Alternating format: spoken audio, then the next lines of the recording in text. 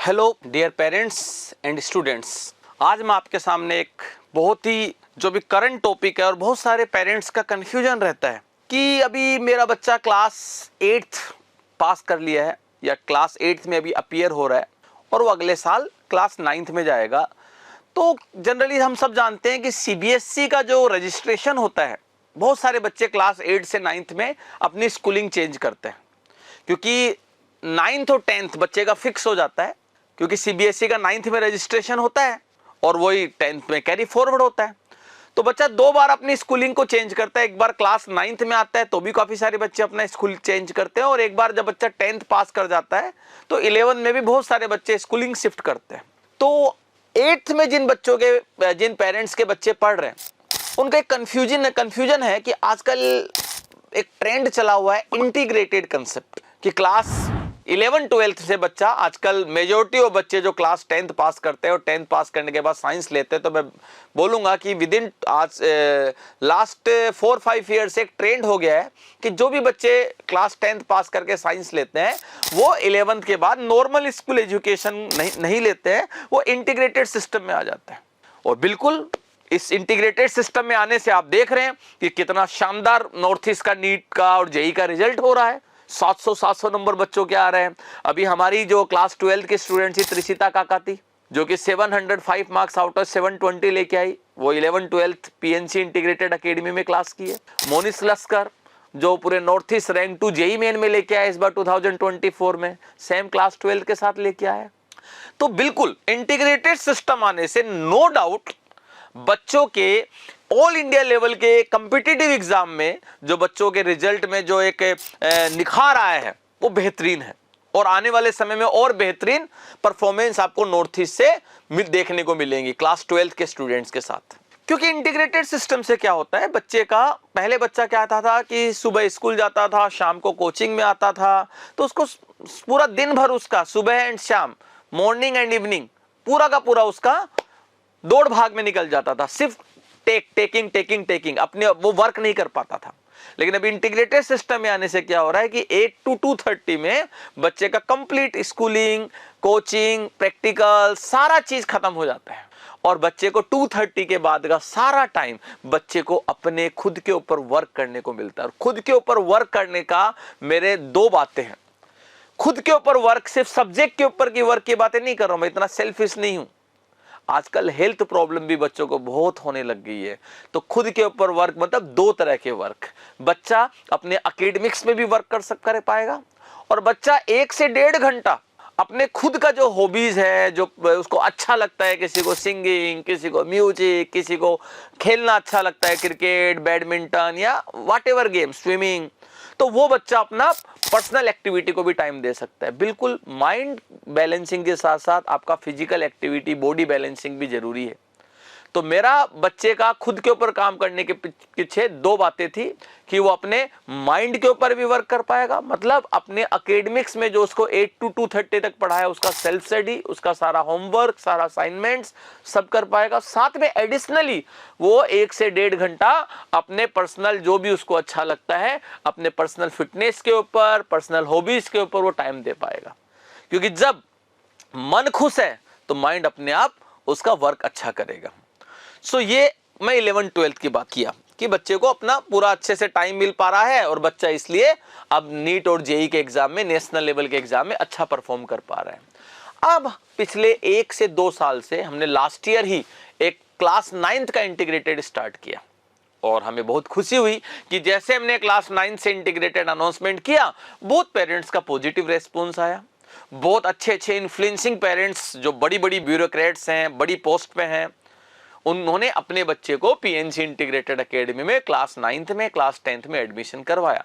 और बच्चे का परफॉर्मेंस, हम पेरेंट्स से सजेशन लेते हैं, पेरेंट्स से बातचीत करते हैं, फीडबैक लेते हैं कि अभी बच्चा कैसा कर पा रहा है, बच्चा घर जाके कितना टाइम दे पा रहा है। तो अभी बच्चे की एकेडमिक लाइफ, स्टूडेंट लाइफ बहुत बैलेंस हो गई है 9th-10th के बच्चों का। वो अपनी पर्सनल हॉबीज को भी टाइम देते हैं, उनके ऊपर इतना स्ट्रेस भी नहीं होता है, वर्कलोड भी लिमिटेड रहता है, और बच्चा मतलब अभी खुशी खुशी पढ़ाई करता है। और जो अभी हम लोग बच्चों को NSGSO, ISGSO, ओलंपियाड में इसमें बैठाते हैं, उसमें भी बच्चे का परफॉर्मेंस अच्छा आता है। तो नो डाउट क्लास 9th के साथ यदि बच्चा इंटीग्रेटेड सिस्टम में आता है तो उसका एकेडमिक लाइफ बहुत अच्छा बैलेंसिंग जाएगा और उसको अपने ऊपर काम करने का बहुत अच्छा टाइम मिलेगा। अब कुछ काफी सारे पेरेंट्स का ये भी है कि अभी तक हम डिसाइड ही नहीं किए यार कि हमारा बच्चा डॉक्टर बनेगा कि इंजीनियर बनेगा कि आईएएस बनेगा, किस लाइन में जाएगा। वो क्लास 10th पास करके ह्यूमैनिटी लेगा कि कॉमर्स लेगा कि साइंस लेगा, हमने अभी डिसाइड ही नहीं किया, तो हम क्लास 9th में इंटीग्रेटेड में क्यों डालें। मैं बताता हूँ, हमारे पास क्लास 9th एंड 10th में जो बच्चा पढ़ता है उसका सिर्फ ऐसा ही नहीं है कि हम सिर्फ साइंस पढ़ाते हैं।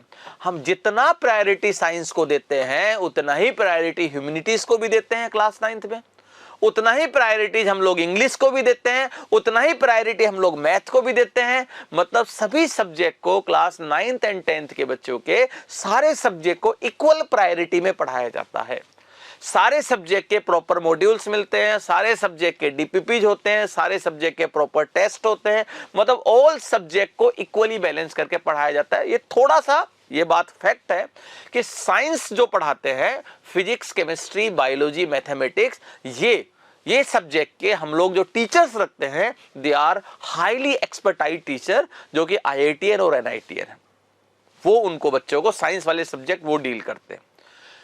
ह्यूमैनिटीज के जो होते हैं, क्योंकि ह्यूमैनिटीज हो गया, स्मिथ सब्जेक्ट हो गया, या आपका कंप्यूटर साइंस हो गया, ये सब्जेक्ट के लिए ऑब्वियसली IITian तो पुट नहीं कर सकते क्योंकि ह्यूमैनिटीज सब्जेक्ट का IITian NITian से कोई लेना देना नहीं होता है। तो इन सब्जेक्ट के लिए हम मार्केट के जो प्रोफेशनल टीचर्स हैं, जो APSC UPSC की कोचिंग्स में इवनिंग में टाइम देते हैं, उन टीचर्स को हायर करके हम लोग ह्यूमैनिटीज के सब्जेक्ट एंड अदर सब्जेक्ट पढ़ाते हैं बच्चों को। मतलब हर सब्जेक्ट का बेहतरीन एक्सपर्टाइज बच्चे को देते हैं। ये हो गया। अब सारे सब्जेक्ट को मैंने इक्वल बैलेंसिंग किया। अब एक चीज क्या होती है, बात होती है एक माइंडसेट की, एक एनवायरनमेंट की। आप जानते हो IIT को बाकी इंजीनियरिंग कॉलेज से डिफरेंट क्या बनाता है। मैं यदि सच बोलूं तो काफी सारे IIT से अच्छा इंफ्रास्ट्रक्चर तो बहुत सारे प्राइवेट इंजीनियरिंग कॉलेजेस का है। प्रोफेसर्स भी, प्राइवेट इंजीनियरिंग कॉलेज भी MIT तक के प्रोफेसर्स को हायर करके पढ़ाते हैं। फिर भी व्हाई IIT? क्योंकि एक IIT और एक प्राइवेट इंजीनियरिंग कॉलेज में जो डिफरेंस है, जो एक प्राइवेट इंजीनियरिंग कॉलेज जो नहीं ला सकती है, जो IIT को उनसे अलग बनाता है, वो है वहां के स्टूडेंट्स, वहां का environment. Private engineering college IIT से बेहतरीन इंफ्रास्ट्रक्चर बना सकती है। एक प्राइवेट इंजीनियरिंग कॉलेज IIT से बेहतरीन प्रोफेसर्स हायर कर सकती है। बट एक उस प्राइवेट इंजीनियरिंग कॉलेज में IIT में जो बच्चे पढ़ रहे हैं, IIT में जो बच्चे इंजीनियरिंग कर रहे हैं, उस माइंडसेट के बच्चे उनको नहीं मिलेंगे। तो डिफरेंस होता है माइंडसेट का, डिफरेंस होता है एनवायरनमेंट का। एक लीस्ट ब्रांच वाला बच्चा भी जो IIT में पढ़ रहा है, जिसका रैंक, जिसका मान लो सबसे आखिरी रैंक आया है, उसका माइंडसेट भी वहां जो AIR1 हो उसकी तरह का माइंडसेट क्रिएट हो जाता है। उसकी भी जो मैं बोलता हूं कि महत्वाकांक्षाएं जो होती है, उसका भी जो ड्रीम होते हैं उनके जैसा हो जाता है। क्योंकि जब बातचीत होती है, एक सर्किल बनता है, एक एनवायरनमेंट बनता है कि मैं MIT में जाऊंगा या मैं गूगल में वर्क करूंगा, तो माइंडसेट वैसा क्रिएट होने लग जाता है। मैं एक एग्जाम्पल आपको देने के लिए बोल रहा हूँ। आप एक छोटे से गाय के बछड़े को आप घोड़ों के बच्चों के साथ रख दीजिए, उसको उसके साथ बड़ा होने दीजिए। गाय का जो बछड़ा है उसको घोड़ों के बच्चों के साथ बड़ा होने दीजिए। अब देखिएगा कि उस गाय के बछड़े में भी उन घोड़ों के बच्चों जैसे थोड़े थोड़े गुण आ जाएंगे। वो जब चलेगा तो घोड़ों के बच्चों की तरह ही उछल उछल कूद कूद के चलने का गुण आ जाएगा। हमने एक मोगली, जो हमारा इंडिया का जो एक जंगल का कैरेक्टर था, उसके बारे में तो हमने सबने सुना है कि मोगली को बचपन में उसके माँ बाप ने जंगल में छोड़ दिया था। तो जब वो जानवरों के साथ रहा तो उसके अंदर जानवरों की से बातचीत करना, उनके साथ उनकी बहुत सारी सेंस उसके अंदर आ गए थे। तो यही चीज मैं आपको बोलना चाह रहा हूं कि आपका बच्चा जिस तरह के एकेडमिक एनवायरनमेंट में पढ़ेगा, उसका माइंडसेट उसी हिसाब से डेवलप होगा। PNC इंटीग्रेटेड एकेडमी में जितने बच्चे आते हैं वो एक अच्छे माइंडसेट से आते हैं कि मुझे आगे जाके, क्योंकि वो एक बेहतरीन इंफ्रास्ट्रक्चर, एक स्कूल को छोड़ के और एक PNC इंटीग्रेटेड एकेडमी में आके पढ़ाई कर रहे हैं, तो वो किसी एम के साथ, किसी गोल के साथ पढ़ाई कर रहे हैं।